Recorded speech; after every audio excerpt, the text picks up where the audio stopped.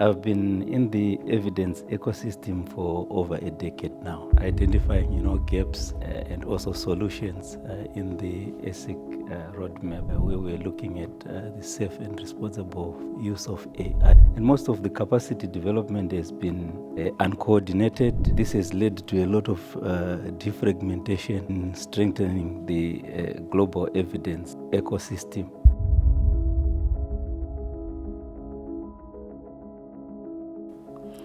Hi, Ronald. So it's a pleasure to meet you again. We met at 10 conference last November.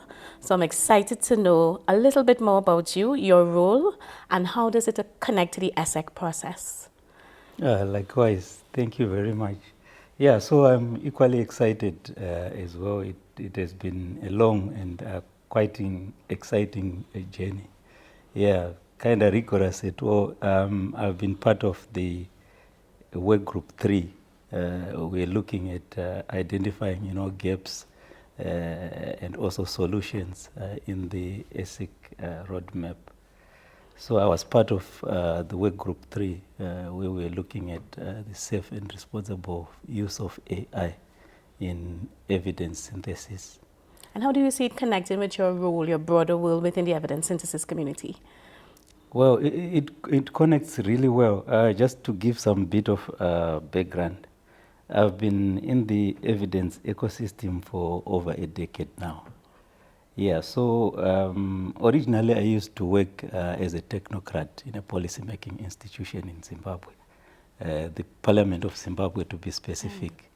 So I was more like a knowledge manager and librarian in Parliament, supporting legislators to access evidence. So we used to receive a lot of queries, a lot of requests for evidence.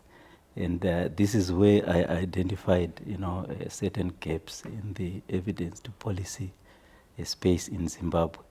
That's when I co-founded the Zimbabwe Evidence Informed Policymaking Network. And we've been supporting policymakers ever since. So we're more like evidence intermediary organization, non-governmental, but working directly with policymakers to enhance their capacity to use research and other forms of evidence in decision making. So this came really, really handy. So that's quite interesting. And coming from Global South myself, I'm wondering, why do you think it's important for you or Global South representatives, as well as your center, to be a part of this meeting? Yeah, this is really important. You see, what has been happening is there have been quite a lot of development partners supporting evidence use in decision making. And, with donor or development partner support, they've got different interests, and they also design their programs, to suit different agendas. And most of the capacity development has been uncoordinated. And this has led to a lot of defragmentation in strengthening the global evidence ecosystem. So I think the ESIC approach, it's really useful in that it's also engaging, the South in designing some of the capacity development interventions, which is really what we needed. Right. So coming from the Global South as well, from a very, very small region in the Global South, that's the Caribbean, I think it's important for us to understand what needs to change structurally and culturally for Global South perspectives to be better valued in the global evidence ecosystem. So what do you think? What are your priorities in terms of structural change and cultural changes? Yeah, good question. There's quite a lot around there. Obviously, organizational structures and even organizational culture as well, if I may say. Yeah, because I think in terms of appreciating evidence use, there's some deep appreciation of the importance of evidence in decision making. And I think previous interventions have done a lot in that space. People or even decision makers acknowledge the use of evidence, but I think what is critical now is to ensure that there are systematic processes and also identify critical pathways to ensure that the evidence that is being produced finds its way into decision making. A lot has also been done in terms of individual level skills, but I think there is still a gap around evidence synthesis, specifically systematic review skills. If you look at our region, for example, in Southern Africa, very few universities are offering systematic review or evidence synthesis training at a graduate level or even a postgraduate level. I think it's only in South Africa, maybe 2 universities. I haven't identified any universities in other Southern African countries that are, offering those courses, and that's a big gap. Because if we go into policy-making institutions, most of the people who are supporting the evidence-informed decision-making processes come from the same universities, but they don't have those skills to be able to synthesize evidence. Of course, there are isolated training programs, but this is more like on the job kind of training that is being offered by development partners.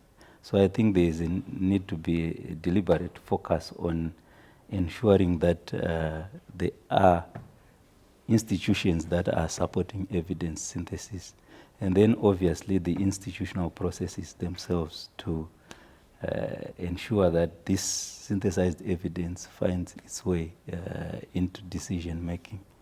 So I think AI also plays a very critical role in that, because there are various knowledge management systems within the policymaking institutions. We've identified ministries with libraries, with embedded research units, but I think the use of AI would be very useful as well in enhancing some of the institutional processes of communicating and applying evidence.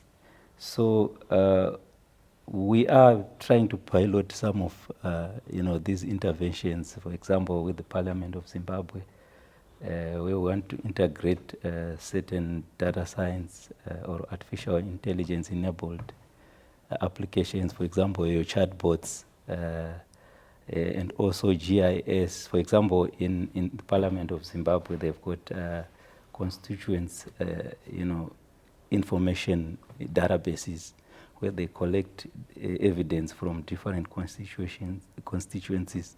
So we want to enhance that by creating AI-enabled dashboards, for example, to continuously update. With this talk about living evidence, this will ensure that some of these databases are regularly, updated, and also create, interfaces where decision makers can also be able to access this evidence on their own, and also data visualizations within those knowledge management systems, where they don't have to necessarily even wait for researchers to communicate some of this evidence for them. And then obviously the national institutional landscape itself, it also needs to be strengthened, because there's also need for not just stakeholder engagement to ensure citizen voices are heard, but to also engage with other external institutions as well, like think tanks, academia, who also produce evidence, including civic society organizations as well. So I think the various work groups that have been working, in this regard, they've come up with very relevant, solutions that are applicable in our context. and I'm looking forward to implementation of the roadmap. Thanks. And you know, as you were sharing just now, I was thinking how far we are in terms of distance, but how close we are in terms of our challenges. Absolutely. And even some of the techniques we'll have to use to overcome structural and organizational barriers. Cultural shift, you know, that's an important one for us in the Caribbean. So my last question, Ronald, is what is one of the big problems that you think the ESSEC roadmap would solve? That one big problem that you think or you hope that the roadmap would solve? Yeah, so I think it's, I would summarize that as, you know, capacities. I mean, it's in its broad context, because I've been talking about, you know, something that speaks to a more holistic or more integrated approach to capacity building, and not necessarily focus on isolated areas. Yeah. So I'm talking of looking at individual level skills. I'm also talking of institutional processes, the systematic environment, so that we connect the dots, you know, around this to ensure that the capacity development is well integrated and the various dots are speaking to each other. Yeah. So Ronald, let me say thanks for your time. It was a pleasure having this quick chat with you. Thank you. Thank you so much for giving me the opportunity as well. Nice to see you again. Awesome.